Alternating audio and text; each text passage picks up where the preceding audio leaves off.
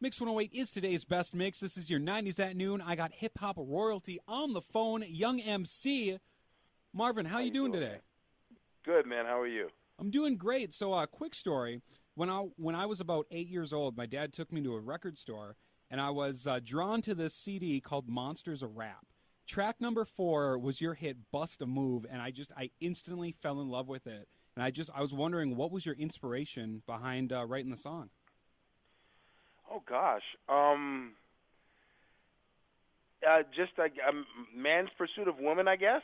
Okay. I mean, and it was really a flow of consciousness. I wrote the whole song in 90 minutes, so Oh, wow. it was really just the track going and telling stories. And there's 4 verses. I mean, if you look, the song is long compared to today's songs. Oh, yeah. So there's some songs today don't even have 2 full 16-bar verses, and I got 4 full 16-bar verses and a break too. So there's a lot of words in that and just a lot of thoughts I got out in that 90 minutes. Oh, so I have to ask, since we're talking about the song, a certain lyric in it, "Don't hang yourself on a celibate rope."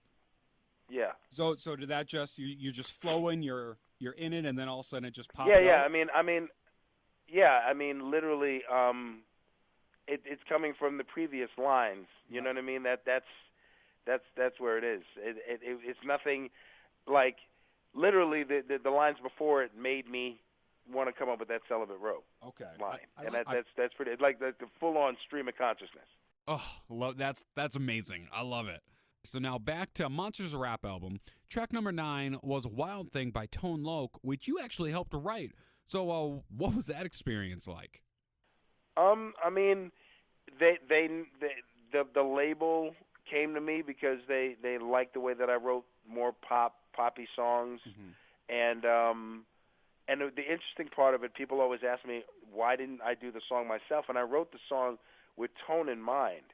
You know what I mean? So the cadence, the speed of it, his voice. I mean, he makes that song work. If I had put the song out, it wouldn't be nearly the hit that it was with him rapping on it. So the experience was great because it gave me kind of an indication of some of what would happen with my record. If anything, I had anxiety because I was concerned that "Bust a Move" wouldn't be anywhere near the song that "Wild Thing" was, because "Wild Thing" and "Funky Comedina" had come out before and gone multi-platinum each one, Right. and his album had gone multi-platinum, and I'm there just getting ready to put "Bust a Move" out. So it's a good thing it panned out. yeah. Now he's on tour with I Love the 90s as well as you. Do you guys ever reminisce about those times? Like, hey, remember all when the we time. wrote that together? All the time. Well, I wrote my part, and then he went and wrote his part. So it was more me passing on 4 verses, and they changed like a verse or so in it, and went like that. So it wasn't a collaborative thing. It was more I wrote it for him, and then he adjusted it to make it fit himself better, and then went with it. Nice. So we reminisce more now and talk about it more now than we did then. Oh, I'm sure.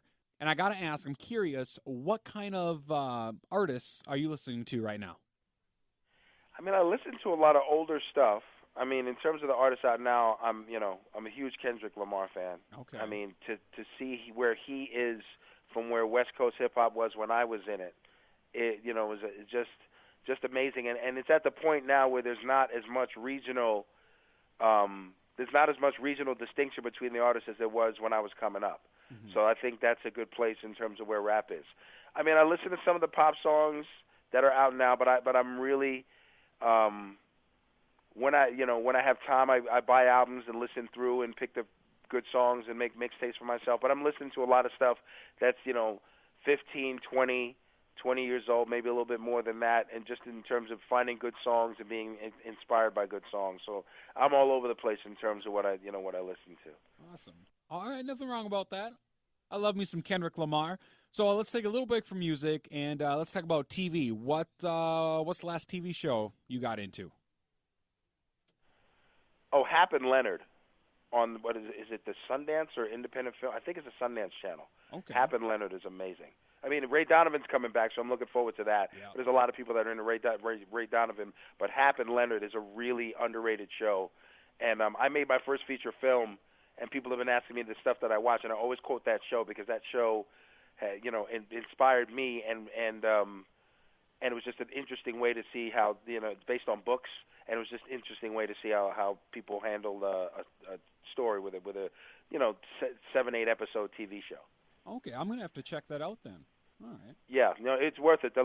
If you can catch the first season sets. I think there's just been 2 seasons of it. The first season was amazing, Okay. and the second season it will mean more if you watch the first season. Definitely gonna put that show on my radar. I thought we'd switch things up now and do some rapid fire questions. Okay. So don't think, just answer. You ready? Okay. All right. Dog or cat? Cat. Favorite type of pizza?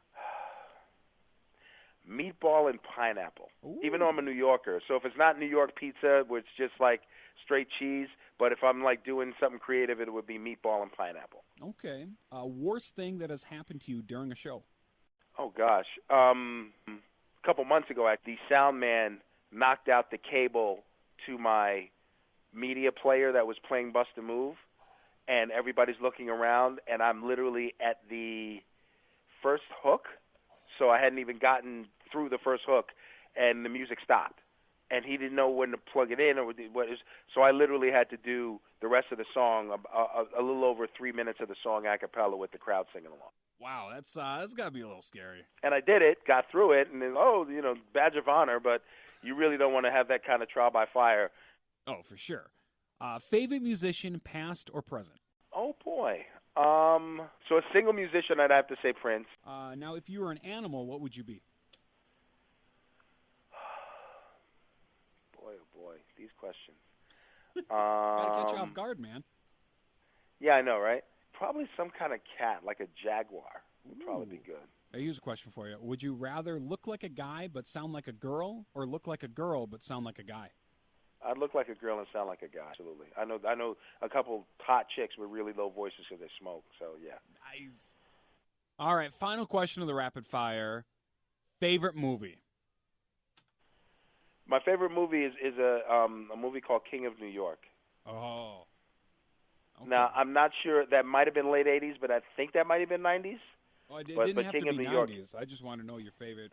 Oh yeah, no, King of New York. If you look back at that film and see how many actors bloomed out of that film, it was, and that was a big cultural movie. I mean, there was a lot going on in that movie. Schoolie D on the soundtrack. There was a lot going on in that movie. There was Christopher Walken. Was that the King of New York? Christopher Walken, Lawrence Fishburne, Wesley Snipes, David Caruso that went on to do NYPD Blue. I believe Giancarlo Esposito was in that film. Okay. You look at that movie and you'll recognize so many faces.